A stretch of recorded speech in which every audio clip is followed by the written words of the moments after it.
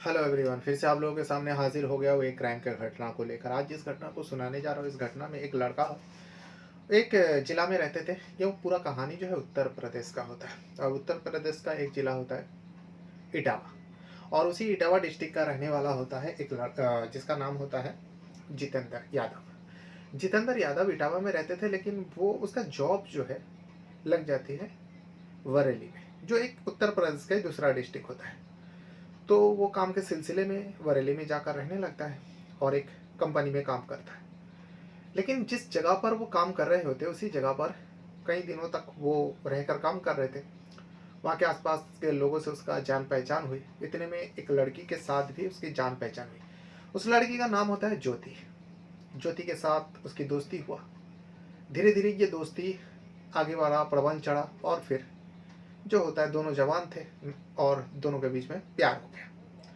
अब ये प्यार इतना ज़्यादा आगे बढ़ा कि क्योंकि इन दोनों का प्यार जो है एक दो दिन का नहीं बल्कि 9 सालों तक चला। जब 9 सालों तक चला यानी समझ लीजिए अभी 2026 चल रही है, 2025 एंड होते होते ये दोनों शादी के बंधन में बच जाते हैं।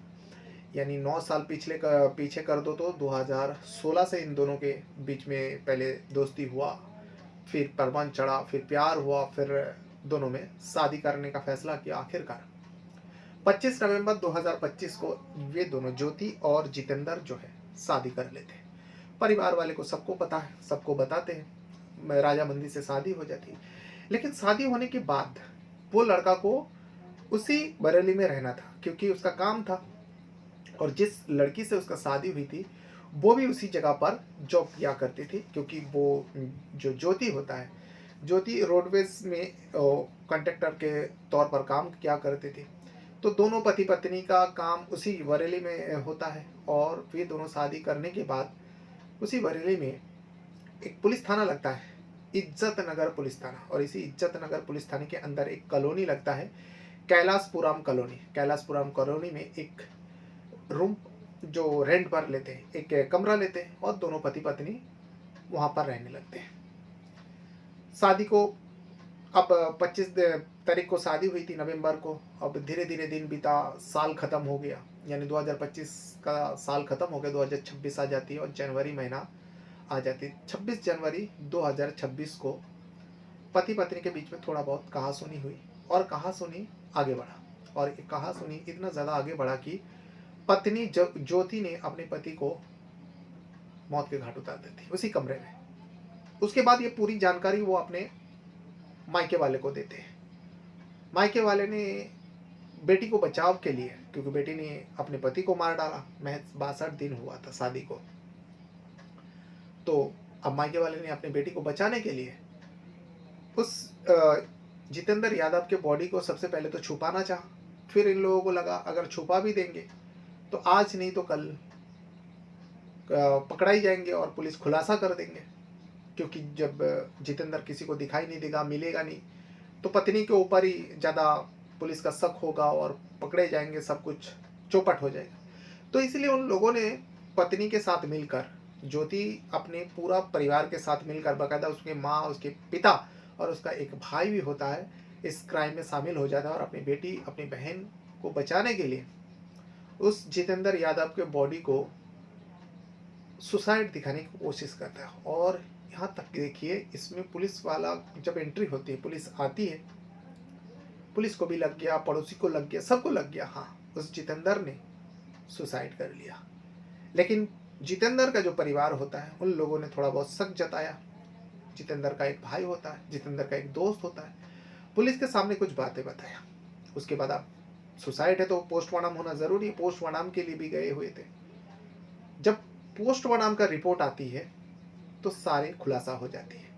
जो भाई ने बताया जितेंद्र का, जो दोस्त ने बताया पुलिस वाले को, वो वाकई सच निकला। और उसके बाद पुलिस कार्रवाई करते गए और उस कार्रवाई में ज्योति के अलावा ज्योति के परिवार के कुछ लोगों को हिरासत में लेते हैं। लेने के बाद जब उन सबसे पूछताछ होती है, उन लोगों को तो पता भी नहीं था, लेकिन ज्योति जब मुंह खोलती है पुलिस भी हैरान हो जाते हैं।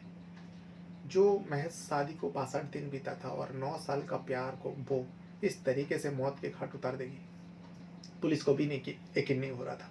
लेकिन ये पूरा कहानी जो है, पूरा जो ज्योति ने बताया, रियल और सच्ची है। तो आज इसी कहानी को बताने जा रहा हूँ। कहानी की शुरुआत जो है उत्तर प्रदेश का बरेली से शुरू होती है। बरेली में, जैसे कि मैं बताया, इज्जत नगर पुलिस थाना है और इसी इज्जत नगर पुलिस थाने के अंतर्गत एक और कॉलोनी लगता है, कैलाशपुरम कॉलोनी। कैलाशपुरम कॉलोनी में एक दंपति रहा करते, पति पत्नी रहा करते। पति का नाम होता है जितेंद्र यादव और पत्नी का नाम होता है ज्योति। ज्योति और जितेंद्र की शादी पिछले साल 2025 में नवंबर 25 तारीख को हुई थी और इन दोनों का प्यार जो है लव मैटर था, यानी लव अफेयर था। उसके बाद परिवार वाले को बताया और इन दोनों को शादी के बंधन में बांध देते, क्योंकि इन दोनों का प्यार जो है जुम्मा जुम्मा 8 दिन वाला नहीं था, बल्कि 9 साल पुराना ज्योति और जितेंद्र का प्यार था। जितेंद्र मूल तौर पर रहने वाला उत्तर प्रदेश का इटावा डिस्ट्रिक्ट का होता है, लेकिन उसका जॉब जो है बरेली डिस्ट्रिक्ट में था और वैसे ही इज्जत नगर कॉलोनी के अंदर एक कंपनी में वो काम करते थे। वही जो ज्योति होता है, ज्योति भी रोडवेज लाइन में कॉन्ट्रैक्टर के रूप में काम करती है। तो दोनों में मुलाकात हुई, दोनों में दोस्ती हुई, फिर दोस्ती आगे बढ़ा, प्यार हुआ, शादी हो गई 2025 में। लेकिन फिर 26 तारीख को, यानी 26 जनवरी को जो है, उसी ज्योति ने अपने पति को मौत के घाट उतार देती, अपने हाथों से अपने पति का गला घोट देती है। गला घोटने के बाद जब पति का मौत हो जाती है, इस पूरी बात को, पूरी जानकारी जो है अपने माँ, अपने पिता और अपने भाई को दे देती है, जो मेरे हाथों से मेरे पति का मौत हो गया, मैंने अपने पति को मार डालिया।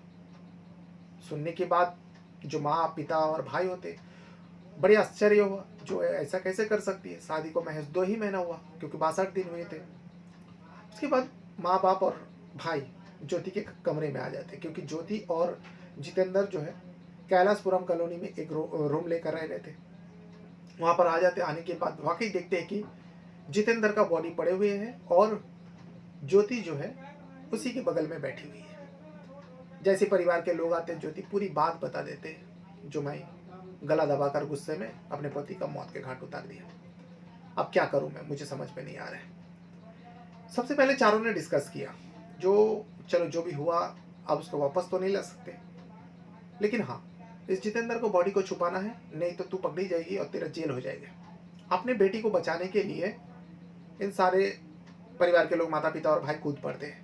सबसे पहले इन लोग प्लान करते हैं क्यों ना जितेंद्र का बॉडी को कई जगह में फेंक देते हैं, यानी डिस्पोज कर देते हैं, उसको बॉडी मिलेगी ही नहीं, कह देंगे कहीं चले गए। लेकिन फिर थोड़ी देर सोचने के बाद इन लोगों को लगा, नहीं, अभी का दौर में बड़े आसानी से पुलिस जो है पता लगवा लेंगे, तो फिर ज्योति का जेल हो जाएगा। प्लान चेंज हो जाता है। चेंज करने के बाद इन लोगों ने सोचा, क्यों ना जितेंद्र को खुदकुशी का एक मैटर दिखाएं और सुसाइड कर लिया। अगर वो खुद लेता है तो इसमें किसी का हाथ नहीं, कानून भी कुछ नहीं बिगाड़ सकता। ये प्लान उन लोगों को, चारों को आइडिया में आया और चारों ने वैसे ही सोचा, जो ठीक है, अगर ऐसा है तो जितेंद्र के बॉडी को जो है ऐसे दिखाते हैं जो उसने सुसाइड कर लिया।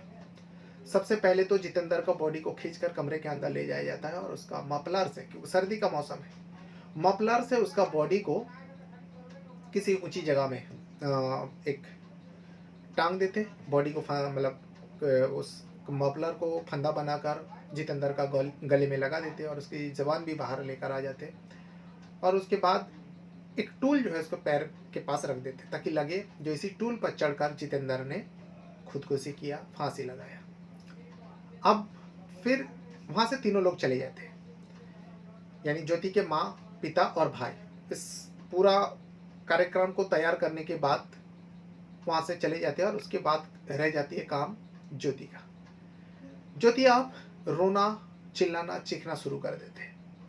जब रोना, चिल्लाना, चीखना शुरू हो जाते, पड़ोसी लोग आते, पड़ोसी पूछते, जो क्या हो गया ज्योति? तो देखते हैं कि ज्योति बताती है, जो मेरा पति जो है जितेंद्र ने खुदकुशी कर लिया, देखो ना, कमरे के अंदर वो फांसी लगाकर अपना जान दे दिया। लोगों ने देखा, लोगों के तो होश उड़ गया, लोगों के तो मतलब पैर तले जमीन खिसक गए। एक नौजवान सा लड़का, अभी शादी को महज इतना दिन हुआ, पति पत्नी भले खुशहाल तरीके से रह रहे थे, फिर ऐसा भी क्या हो गया जो इसने अपना खुदकुशी कर लिया। फौरन इज्जत नगर पुलिस को फोन किया जाता है, परिवार के लोगों को भी फोन कर दिया जाता है और इटावा में जो जितेंद्र के परिवार के लोग हैं उन लोगों को भी फ़ोन कर दिया जाता है। सारे लोग वहाँ पर आते, कैलाश पुरम कॉलोनी में आते। आने के बाद जितेंद्र को इस कंडीशन में देखते, पुलिस भी आते, पुलिस भी उस कंडीशन में जितेंद्र को जब देखते हैं, सबके होश उड़ जाता है। और पुलिस को भी लगा, लोगों को भी लगा, जब पुलिस को लग सकती है तो लोगों को तो दूर की बात है। पुलिस ने देखा कि पुलिस को ऐसा लगा, हाँ ये जितेंद्र ने जो है, जैसे पत्नी कह रही ज्योति, वाकई इसने खुदकुशी किया, क्योंकि गले में मफलर लगा कर वो लटक गए थे, जबान बाहर आ चुकी थी। तो ये मानकर उसका बॉडी को लेकर फॉरेंसिक टीम भी आए थे जांच पड़ताल करने के लिए, कुछ सबूत जुटाते, उसके बाद बॉडी को पोस्टमार्टम के लिए भेजते थे। लेकिन यहाँ पर जो जितेंद्र के परिवार के लोग हैं, क्योंकि ज्योति से तो कुछ पूछा नहीं जा रहा था कि वो बहुत छाती पीट पीट कर रो रहे थे, मैं 62 दिन के अंदर वो विधवा हो जाती है, तो इसीलिए जितेंद्र के जो भाई आए हुए थे, जितेंद्र का एक मामा का लड़का आए हुए थे, और भी लोग थे, परिवार के सारे लोग आए हुए थे। लेकिन भाई और मामा का लड़का पुलिस वाले को कहते, जो साहब मेरे भाई का जो मौत हुआ है, ये मौत उसने सुसाइड नहीं किया बल्कि उसका मर्डर हुआ है। पुलिस ने पूछा, भाई हम लोगों ने देखा, आप लोगों ने भी देखा, पड़ोसी ने देखा, जिस हिसाब से उसके गले में फंदा लगा हुआ था, उसके जीभ यानी जबान बाहर आ चुकी थी। तो पुलिस ने पूछा, तो तुम लोगों को क्यों लग रहा है जो तुम्हारा भाई खुदकुशी नहीं किया, उसको मारा गया? तो उन दोनों ने कहा, मामा का लड़का और जितेंद्र का जो सगा भाई होता है, उन दोनों ने कहा, जो कुछ समय से मेरे भाई को जो है, ये जो ज्योति है, उसकी पत्नी और उसके ससुराल वाले यानी ज्योति के माता पिता भाई पिताड़ित करते थे, उसको धमकियाँ देते थे, उसको कहते थे तो तुम अपने इटाबा में जो भी तुम्हारा ज़मीन वगैरह है उसे बेचो, बेच के आने के बाद यहाँ पर मेरे लिए गाड़ी खरीदो और एक मेरे नाम पर रूम खरीदो, अगर ये सब तुम नहीं करोगे तो तुम्हारे ऊपर केस कर दूंगी, दहेज का मांग करने के लिए तुम्हारे ऊपर केस करेंगे और तुम जेल में चले जाओगे। बड़े परेशान रहते थे जितेंद्र भाई, दोनों भाई ने बताया, मामा का लड़का ने भी बताया और सगे भाई ने भी बताया। पुलिस ने कहा, देखो बॉडी का पोस्टमार्टम के लिए गए हुए हैं और पोस्टमार्टम का रिपोर्ट आते ही और फॉरेंसिक रिपोर्ट आते ही पता चल जाएगा मौत का सच्चाई क्या है। तुम लोग जो कह रहे हो अगर ऐसा है तो इन लोगों के ऊपर कार्रवाई किया जाएगा, फिक्र ना करें।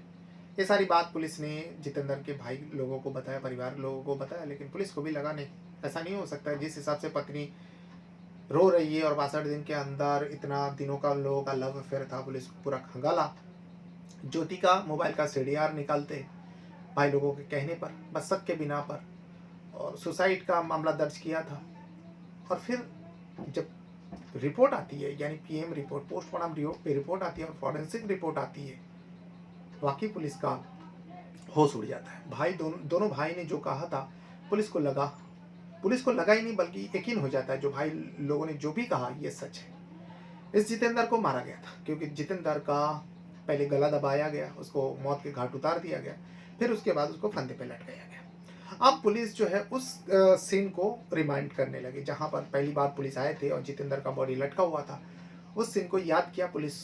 याद करने के बाद पुलिस को लग गया, हाँ हम लोगों ने जब जितेंद्र को देखा तो वाकई हम लोगों से थोड़ा मिस्टेक हुई, क्योंकि जितेंद्र जिस टाइम वो लटके हुए थे उस टाइम उसका पैर जो है टूल पर टिकी हुई थी, यानी जिस टूल पर चढ़कर वो फांसी लगाए थे वो टूल उसके पैर में टच थी। अगर वो टूल उसके पैर में टच थी तो उसके गले में इतना कस के फंदा कैसे लगा और उसकी जबान बाहर कैसे आई?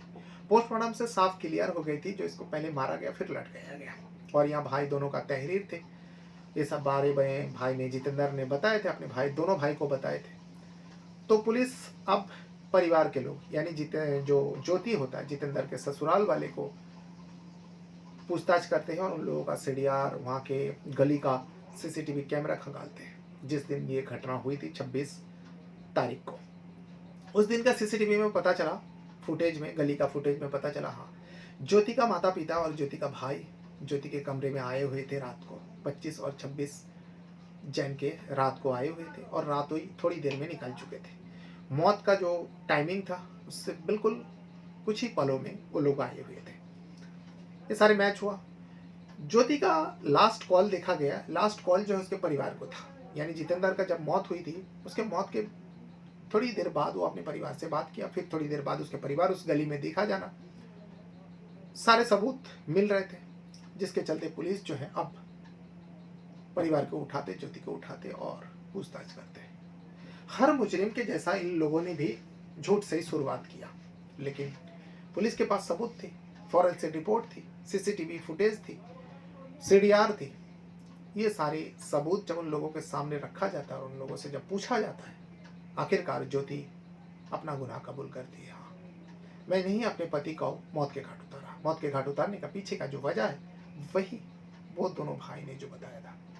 और एक वजह और बताती है जो ज्योति को ही पता थी, वो किसी को नहीं पता थी। जिस दिन अपने पति को मारा था, अहम वजह वही माना जा रहा था। ज्योति बताती है, हाँ भाई दोनों दोनों दो मेरा देवर ने बताए वो दोनों सही है। मैं चाहती थी मेरे पति का जो हिस्सा है, उसके पूर्व हो के ज़मीन में जो भी हिस्सा है, वो वहाँ की ज़मीन बेचकर हमेशा हमेशा के लिए वो यहाँ पर आ जाए, बरेली में आ जाए और यहाँ पर मेरे नाम पर एक रूम खरीदे, यानी एक घर खरीदे और मेरे लिए एक गाड़ी खरीदे। इस बारे में हम दोनों के पति पत्नी में कई मरतबा चर्चा हुई, कई मरतबा बात हुई। ये सारी बात शायद जितेंद्र ने अपने घर वाले को बताए होंगे। तो पुलिस ने पूछा, जो तुमने धमकी भी दी थी? तो इसने उस सवाल के जवाब में ज्योति ने कहा, हाँ, जब हम दोनों गर्मा गर्मी में एक दूसरे को कहा सुनी होते तब मैं बोला था, जो अगर तुमने नहीं लाए पैसा, मेरे नाम पे घर नहीं खरीदा और मेरे नाम पे गाड़ी नहीं खरीदी, तो मैं तुम्हारे ऊपर झूठा केस करूंगी, तुम्हारे ऊपर दहेज लेने का केस करूंगी, यानी दहेज के लिए बार बार डिमांड करना, तुम्हारे परिवार और तुम्हारे ऊपर केस करूंगी, फिर तुम जेल चली जाना, तुम्हारे परिवार का भी जीना मुश्किल कर दूंगी। ये सारी बात मैंने गुस्से में आकर कही थी। तो पुलिस ने पूछा, चलो ठीक है, ये गुस्से में कह दिया, लेकिन इतना भी क्या गुस्सा हुआ जो उस दिन 25 और 26 जनवरी की रात को, जिस दिन तुमने अपने पति को मौत के घाट उतारा, तुम्हारे साथ और कौन दिया? क्या तुम्हारे भाई ने दिया, तुम्हारे पापा ने दिया, या फिर तुम्हारी माँ ने दिया? इस पर ज्योति कहती है, नहीं, किसी ने नहीं दिया, बल्कि मेरे पति का मौत का घाट मैंने खुद अपने हाथों से उतारा। पुलिस को यकीन नहीं होता जो एक पत्नी अपने पति को कैसे कंट्रोल कर लिया और कैसे गला दबा कर मार दिया। इस पर ज्योति पूरी कहानी बताती है। ज्योति बताती है, जो ऐसी तो मेरा पति के पास कुछ था ही नहीं, जो भी वो कमाते थे, सैलरी मिलती थी, दोनों का गुजारा हो जाते थे। घर भी रेंट पर था, रेंट चुकाना, तो मेरी ज़िंदगी ऐसा लग रहा था जो मैं शादी के बाद मेरी ज़िंदगी अच्छी होगी, लेकिन मैंने जिससे शादी किया ये तो बेकार है, इसके नाम पर इतना कुछ है लेकिन फिर भी वो कुछ करना नहीं चाहते। इस बातों को लेकर हम दोनों के बीच में आए दिन झगड़ा विवाद होता, लेकिन 25 और 26 तारीख को जो है मैं बहुत ज़्यादा गुस्सा इस वजह से हुई थी, क्योंकि मेरा पति जितेंद्र यादव जो है उस दिन 20,000 रुपये ऑनलाइन एक गेम में हार चुके थे। उस गेम में 20,000 रुपये जब हार गया, मुझे पता चला, इस बात को लेकर दोनों के बीच में बहुत ज़्यादा झगड़ा हुआ और इसी झगड़े के बीच मैं गुस्से में आकर अपने पति का गला घोट देती हूँ, गला दबा देती हूँ। मैं बहुत ज़्यादा गुस्से में थी, इस वजह से मुझे पता भी नहीं चला मेरे पति का मौत हो जाते, तड़प तड़प कर वो मर जाते। फिर मैं चेक करती हूँ, मेरा होश उड़ जाती है। अब मैं करूँ तो क्या करूँ, मुझे समझ में नहीं आ रहा है। मैं अपने परिवार को फ़ोन करती हूँ, मैं अपने माँ, अपने पिता, अपने भाई को पूरी बात बता देती हूँ। वो लोग कहते हैं, तू डर मत, हम लोग आ रहे हैं, ये तूने क्या कर दिया। जब उन लोग आकर देखते हैं वाकई जितेंद्र यादव की मौत हो गई, यानी मेरे पति का मौत हो गया, फिर मेरे परिवार के लोग जो है मुझे समझाया, जो तू डर मत, कुछ नहीं होगा, तेरे ऊपर आँच नहीं आएंगे। हम लोग कुछ सोचते, फिर उसके बाद हम लोगों ने 2 प्लान किया। पहला प्लान फ्लॉप हो जाते, फिर दूसरा प्लान को हम लोग क्रिएट करते हैं और मेरे माता पिता, मेरे भाई मेरे कमरे से चले जाते हैं और फिर थोड़ी देर में मैं सब कुछ सोची समझी एक नाटक लोगों को दिखाने के लिए चीखती हूँ, चिल्लाती हूँ। ये पूरी बात पुलिस वाले के सामने ज्योति ने बताया। पुलिस को भी यकीन नहीं होता, जो कोई लड़की शादी को महज 62 दिन हुई थी और इन दोनों का प्यार 9 साल पुराना था। जब 9 साल से इन दोनों के बीच में प्यार था, दोनों एक दूसरे को पाने के लिए, दोनों एक दूसरे को शादी के बंधन में बांधने के लिए बहुत तड़पे थे, लेकिन उसी तड़प को महज 62 दिन के अंदर खत्म कर देती है ज्योति। अपने ही हाथों से अपने पति को मौत के घाट उतार देती है। वजह महज 20,000 रुपये और कहीं ना कहीं घर का बेचना, अपने लिए घर खरीदवाना, अपने लिए गाड़ी खरीदवाना, ये सब वो चाहती थी ज्योति, क्योंकि ज्योति के मन में बहुत ज़्यादा लालच थी जो अपने पति ये सब उसके पीछे करे। तो ये वो पूरा कहानी है जो उत्तर प्रदेश का बरेली डिस्ट्रिक्ट में घटित, और इसी बरेली डिस्ट्रिक्ट के अंदर एक पुलिस थाना लगता है, इज्जत नगर पुलिस थाना, और इस इज्जत नगर पुलिस थाने के अंदर एक कॉलोनी है, कैलाशपुरम कॉलोनी। कैलाशपुरम कॉलोनी में ही रहने वाले थे जितेंद्र यादव और उसका पत्नी ज्योति यादव। बहरहाल अपने साथ साथ अपना परिवार का भी बहुत ज़्यादा ख्याल रखिएगा। और इस कहानी के बारे में, इस स्टोरी के बारे में अगर आप कुछ कहना चाहोगे, हमेशा की तरह वही मैं कहना चाहूँगा, वीडियो के कमेंट बॉक्स में अपना राय ज़रूर दीजिएगा। और जिस भी वीडियो को आप मेरे चैनल क्राइम आइडियाज़ पर देखते हो, या फिर स्टोरी बाय रहमान जो फेसबुक पेज है, अगर आप पेज पर देख रहे हो, पेज को फॉलो ज़रूर कर लीजिएगा। अगर चैनल यूट्यूब चैनल पर देख रहे हो, चैनल को सब्सक्राइब और वीडियो को लाइक ज़रूर कर दिया करें। कुछ भी कहना रहेगा तो कमेंट बॉक्स में अपना राय ज़रूर दीजिएगा। बहुत बहुत धन्यवाद करता हूँ। Thank you very much.